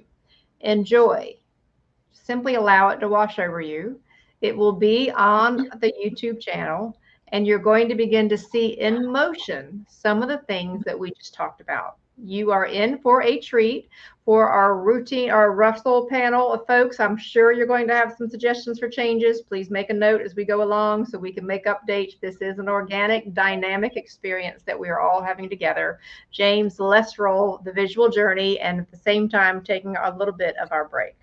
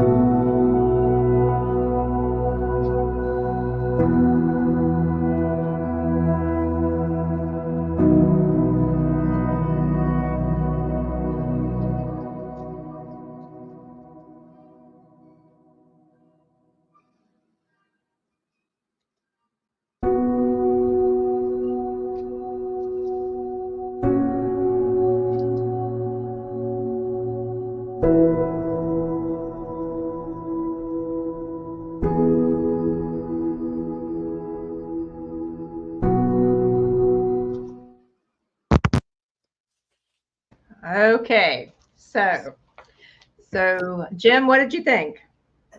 I think it's beautiful. I love her work. So what's interesting about all of this is, so Karen is familiar with Russell work and has been for a Russell student in some degrees for the past 13 to 15 years. This is the first time that she's read the full home study course. So she is going through it new, as some of you are also going through the course. So what was so lovely about bringing Karen into the fold, and I'll ask Ken to comment on it in just a minute, was that I wanted that divine feminine perspective of the work. I love Karen. I believe she's a conceptual genius. Good. She's here to hear what I say about her. I believe that she's a conceptual genius in the way that she brings things to motion from what she sees. She has been so willing to, whatever the seasoned Russell students say, oh, we need to change this, we need to update this. She's been very, very willing to do that because she has an earnest heart and trying to make sure this work is represented in the true source that it is. Is that fair, Karen? Karen, can you hear me? Boy, we have, okay. Karen, I think I'm having issues with my sound. Okay, all right, that's fine. And Ken, just a quick response to what you saw. To me, it was a beautiful rendition, and this was just based on Walter's Illumination. We have not put together what we did the past 2 weeks with this as well. I thought it was great. There was only one thing I would give feedback on, and it was in the beginning, and I couldn't quite remember what it was. I'd have to see it again, but minor, but God Almighty, the wave was beautiful. I thought the octave wave was really powerful, and just most of it, I was captivated. I'm going to go back and watch it again myself because there was just so many layers of beautiful work there done, Karen. I was definitely just wow. I had a hard time reading. I was so overwhelmed with the images. It is. And that's always the challenge for these things. John had a little bit of technology challenge. And so what we're doing each time is please understand, John, can you speak? Can you hear me? No. So Jim, if you'll speak for us here. One of the things that I know, John was very proud of taking part of helping you, both of you were part of this idea of having a third special edition that actually colorized the photos, because there was actually, Leo had expressed an interest of saying she would have loved to have had color photos. Yes, she did. And John was paramount in making that happen. Yes. And the upgrade was approved by her and overdue. And they didn't change a word. The words are as they were written. Yes. They simply colorized the pictures. Well, and so as I've gone through the archives, Jim, I was just in there this weekend, and their version of cut and paste is they would actually hand type a letter, a page. They would cut sections of the pages and they would glue and tape them together, and that's how they made their scripts. So they didn't have all of the tools that we have today. I can't help but think this was the early 1950s. Yeah. Right. Well, and I can't help but think that Leo would have a lot of fun with someone like a student like Karen that's actually doing some of these things of saying, oh, yes, oh, no, don't you think? Yes. Yep. I think so. So keep in mind here, real briefly, I promise I'll be brief. Right. When you're going through the course and you see a lot of the pictures, they were pictures that were taken by a camera while Dr. Russell actually drew them on chalkboard while he was giving lessons. I didn't realize that. So some of these weren't even posters that he had. He was drawing out the concept. If he was giving a lesson, he would draw that out on the board in chalk. Wow, that's powerful. All right, so officially we're entering into our Q&A section, and so we're going to ask everybody, if you would, please put a few things in the Q&A. What do you have questions about what we've talked about either today or in our past few lessons? If you have a question of any of us as individuals, feel free to do that as well. I have a couple of interesting things that I'll be sharing with you at the end of our session here, but I wanted to see if any of our folks have it. In the meantime, do any of our panelists have any questions that you'd like to ask each other while we're waiting for the Q&A to come through? John, when you grip the golf club, is your right hand going towards the V, going towards your shoulder, or is it going towards more towards I don't even think he can hear you. We're still having technical difficulties. I'm sorry, I shouldn't have brought that up. That's okay. That's okay. So any questions that we have of each other while we're waiting for any Q&A in the comments? I'll tell them I will slow down the pace of the thing for for that, but I know it has to be fast for you guys, so I will slow it down for John to reload. Okay, we'll James, do that. Yeah, I'll do that. Yeah, it was, man, it was engulfing. That was just wonderful, Karen. I don't know if you heard me, but I just I was having all kinds of difficulties. I couldn't see here, but since I did it, so I know what it is. And it's condensed, but we'll put, you know what, we'll do the box and the circle and the prism mirrors for next week. Okay. Cool. So this is an iterative process. So Rita says, from the slides, what does this phrase mean? Tunnel, bridge, compresses light, gates of light. Who would like to dive into that one? From which slide? She was just mentioning one of the slides. Rita, pretty impressed that you must have caught that right off front. She was just talking about kind of on the compresses light or gates of light. What, from Karen's slides? That was from Karen's slides. Thank you. I can respond to that. If you think of the Walter Russell's periodic table, and you look at the ones that are colorized, you will see that every curve has all the colors, and then every next curve has all the colors. So what you're doing is you're going through a compressed tunnel. Imagine your eye picks up light, but it puts it into a prism. So it's still a V shape coming into your eye like a tunnel, and it's compressing as it comes in. So imagine it's 1 octave thick. So it's a compressed tunnel of light, no different than how he went and visited God. That would be my take on that. Gentlemen? I like that. Works for me. Yeah.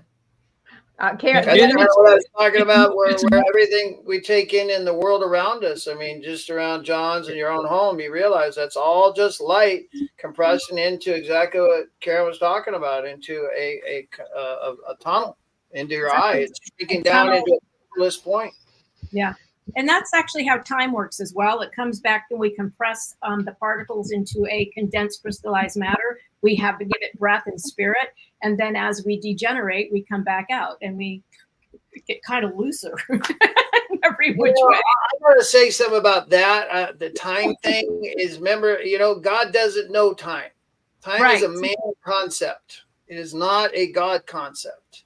No, time is the purpose of measuring matter, is what I've read from what I've read. I'm not rebuttaling what you're saying. I'm just adding to it to say that you're right in the terms of time, because it allows us to measure things, but it is only for the purpose of measuring matter.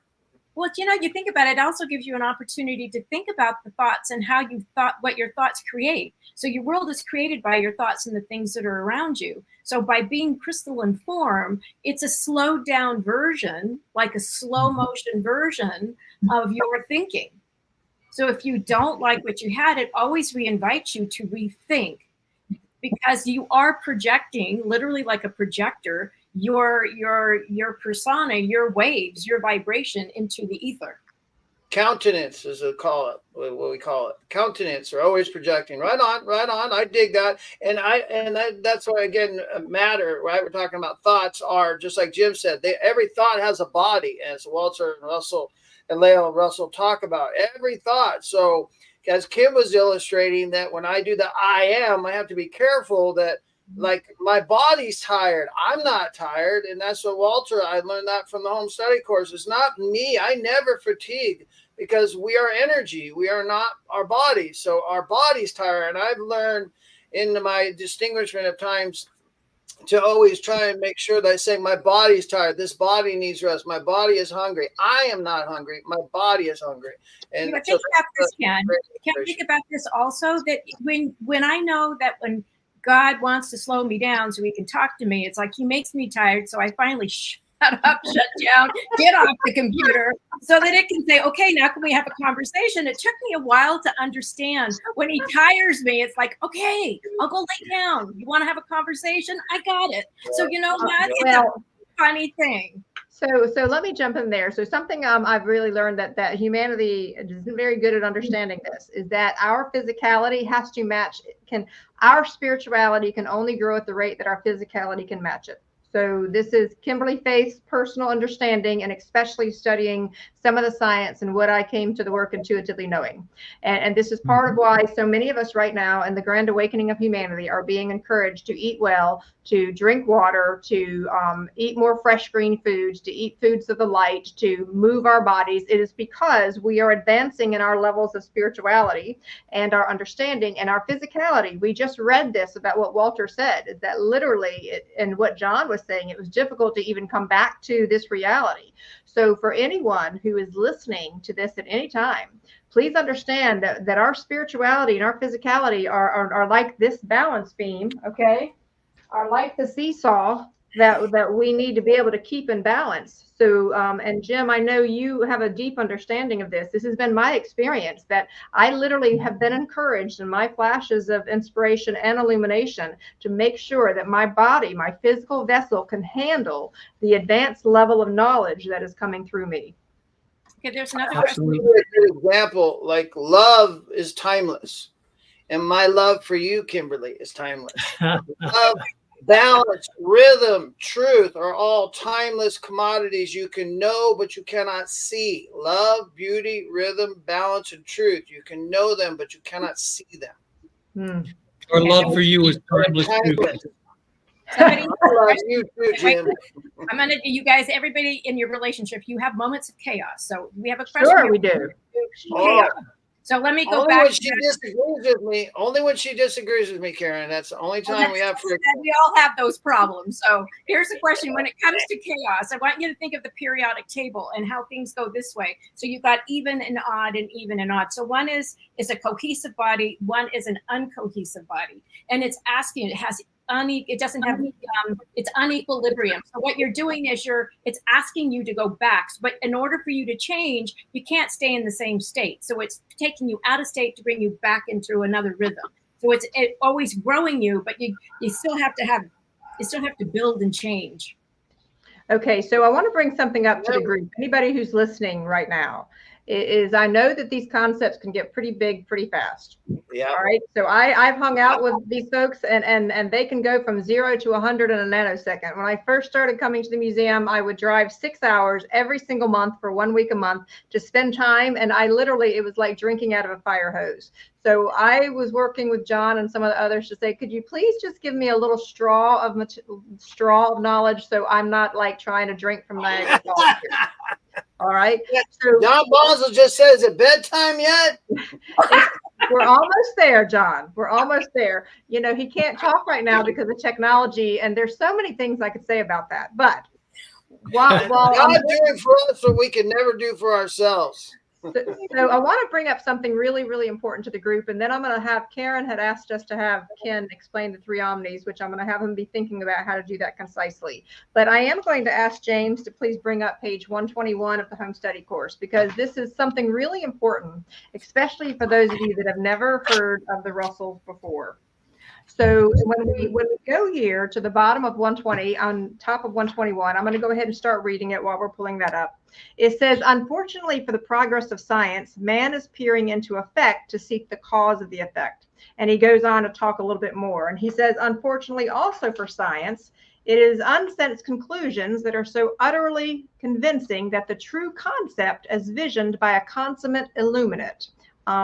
It's right there on 121. Keep going, James.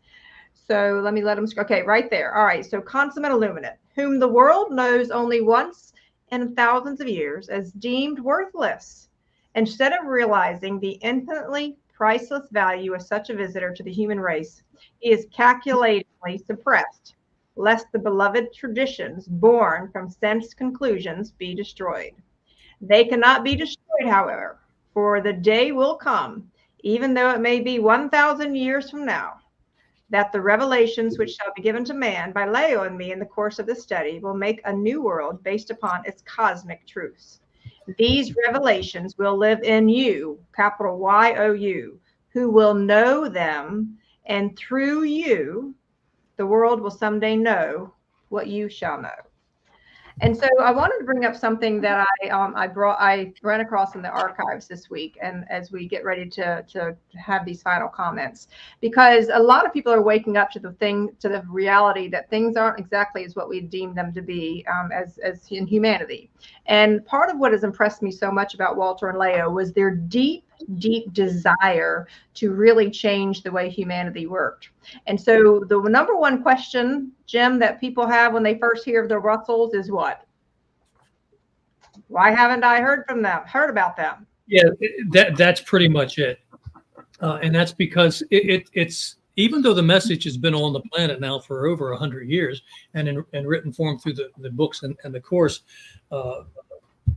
since the 50s, it hasn't gotten out to mankind, because mankind, even though there are tens of thousands, hundreds of thousands around the world waking up and finding it, there's hundreds of thousands more, maybe millions, that have not found it yet. But what is rapidly changing is their desire to know these answers. Yes.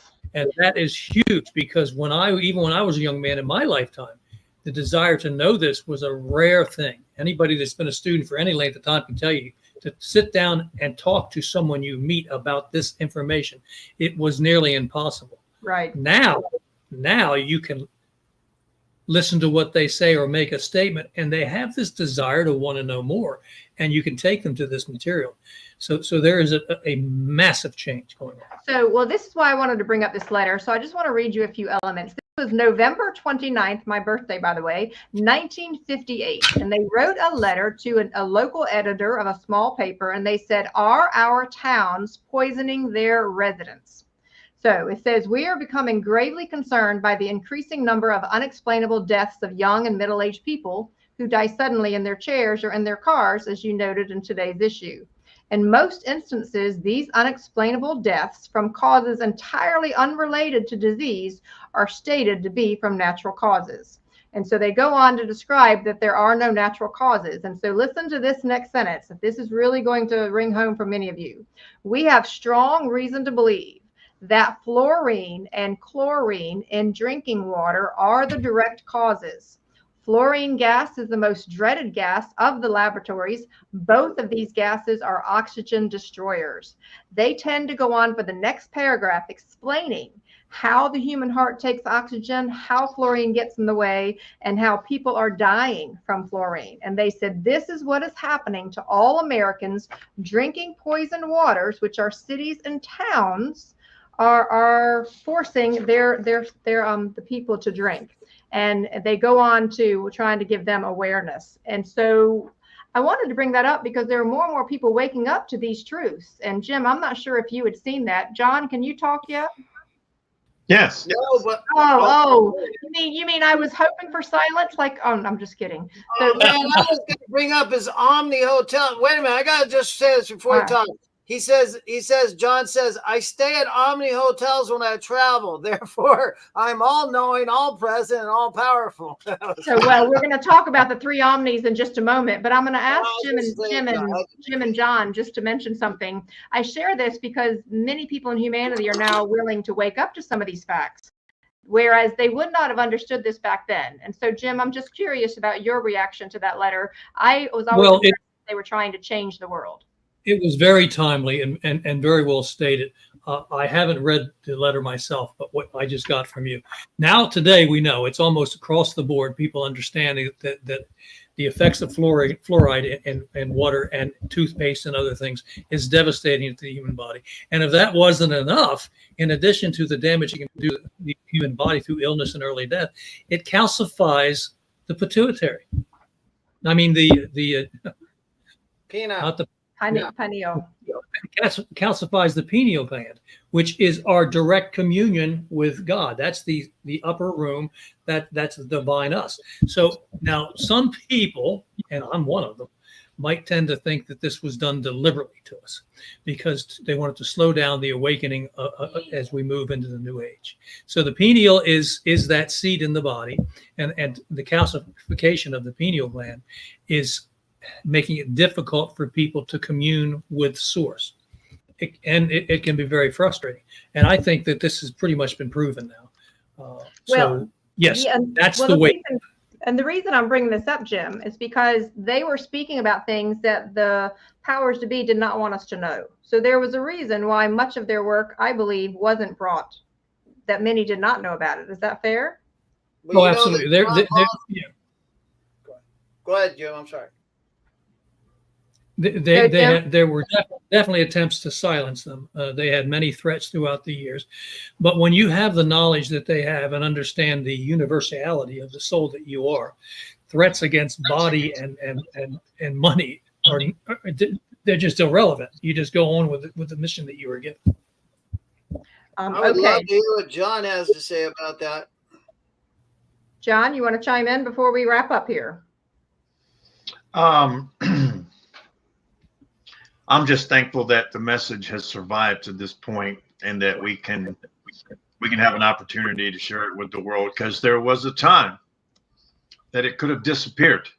Mm-hmm. And it's now in its renaissance and its rebirth, and I'm glad to be part of this. All right. So as we're coming down to the end of the time, and folks, please leave comments in the chat box, even far after when you're listening to this video. I want to go back to one of the questions that we had from Karen. Karen, and the question. Okay. She asked that she wanted to know more about this conversation around the omnis. Sure. And so I'm going to throw that to Ken as he begins to wrap us up here. And I'm going to ask James to pull up that image that I had about the three omnis. And if you would, she just asked for that quick definition, Ken, of what does it mean, omnipresent, omniscient, and omnipotent? I actually use the ocean for the best way that I believe is worth describing it, and that we all can relate to, looking out at the ocean and the horizon, the endless horizon, and let alone a beautiful sunset. But when we look at that ocean, you know, the nature of just that ocean, the omnipresence, it's everywhere all the time. So that's a real easy way to just look at the surface of the ocean and really feel and connect to omnipresence. And then if you think what's below the ocean level, and you think of all that life form, the seaweed, the kelp, the fish, all the life that we don't even know about, we want to explore 5% of the ocean, you realize that what intelligence created all that life that we don't even know, we only 95% of we don't even know about. And you start to get in touch with omniscience, that's the intelligence that created it, conceptualized it, and then manifested it. And then you think of a tsunami or a tidal wave, and you can see the omnipotence of the ocean. So within the ocean, I believe that we have the three omnis are really easy to see for each and every one of us, no matter who you are, as you can see those levels at the top, and then you go below, and then you think of that giant tidal wave coming up over you, and you really can connect to those three omnis. I believe that way. All right, so well said. And in fact, what we would encourage you to do is, if you want to take a screenshot of this, I pulled up this from one of Ken's presentations because he talks about the three omnis quite a bit. He's quite proficient at this. And ask yourself, your divine creator inside, go into meditation and see what more there is to learn about the three omnis with you. And so as we wrap up here, I do want to mention a couple of upcoming events. So Ken will be speaking at an event this coming Saturday, as a matter of fact. So you'll see the image there on the screen. You can certainly get the QR code. You can find it at the philosophy.org website. He'll be speaking this Saturday from 11 to 12:30. It will be live streamed. And his focus, Ken, you want to just give them a quick snapshot? No, but you can. He will be speaking about addiction, the law of balance, an antidote to addictionism. And when he's speaking of addictionism, it's not just drugs or alcohol. It's also the addiction of whether it's gambling or whether it's pornography, whether it's addiction to social media, anything that is out of balance in your life. So for those of you that want to tune in, you'll want to hear more from Ken. I will be speaking in August, and so that will be coming up. We'll tell you more about that later. I've certainly changed a lot. I need to get new photos because I'm growing my hair out and I'm red now instead of blonde. But we'll be talking about cosmic romance, and I'll be sharing more about that later. And Karen and I will be speaking at Tesla Tech. Also live stream, Karen, if you want to mention something about that. The live stream will be going up in about a day on teslatech.live, and it's 28 speakers. It's everything that's a little bit, I will say, based on natural law that you won't normally hear most other places. And if you want to come and be in social and have fun with us, I mean, I have half of the speakers coming from Science is Age magazine that have been my favorite over the last 15 years. So it's a real treat. All right. So next week, please come back and prepare to join us again. This time, we're going to be talking about Leo's illumination. And John, if you could give them just a teaser, what do you want to say to entice them to come back and be with us for next week? Well, if you'll look at what Dr. Russell had to do, and the number of illuminations and the intensity of his illuminations to be able to even meet Lao Russell. So we'll tie that in for our guest next week. Okay. Very, very powerful. And so we want to say a gracious thank you to everyone. First of all, I want to thank the panel. So if you all will just join me, this is a lot of work and a lot of dedication for them to do what they do every single week. So a big, big thank you for all of you. And we, as the panel, would like to thank all of you for joining in, both now and in the future. We have over 220, almost over 228 subscribers now. This is a gift of love. We want to say a gracious thank you to you all. And so see what the divine reveals to you. And do remember that this is all about awakening your inner genius. This is your journey. And Walter and Lao Russell captured so much of what they did lovingly so that we would have a path to light the way. Any comments from the panel as we say goodbye to everyone? I'm bummed I'm not playing golf this week. All right. Well, there you go. Everyone have a great time and many blessings. We'll see you next Sunday.